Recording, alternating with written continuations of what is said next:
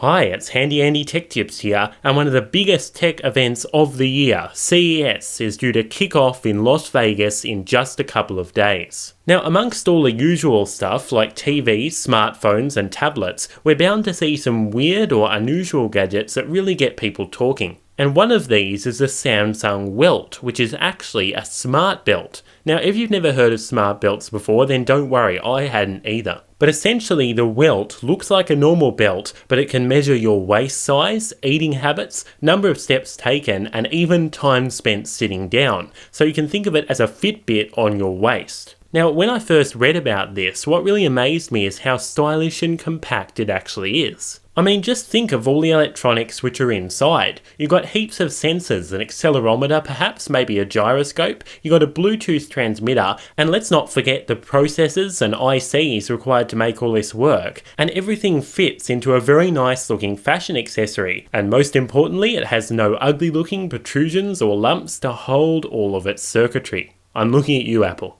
Now, this may well be the first smart belt that you've heard about, and you might be thinking Samsung has just defined a new product category, but you'd actually be wrong. At last year's CES, there was a smart belt introduced as well, and it was called, get this, Belty Good Vibes. Yeah. Now, the reason why it has that name is that when it wants to notify you of something, the belt actually vibrates. And this is a feature that might not be included on Samsung's belt. But the two will share something in common though. They both connect to a smartphone app which allows you to track your fitness. And talking about tracks, it looks like Samsung's creative lab has been busy at work over-engineering a solution to another common problem, wearing earbuds. I mean, who wants to do that anymore? It seems so 2005. So a product called TipTalk will bring us into the new decade. It's actually a watch strap, so it'll fit onto common smartwatches like the Samsung Gear S2, and it allows you to listen to music and take calls by just putting your finger up to your ear.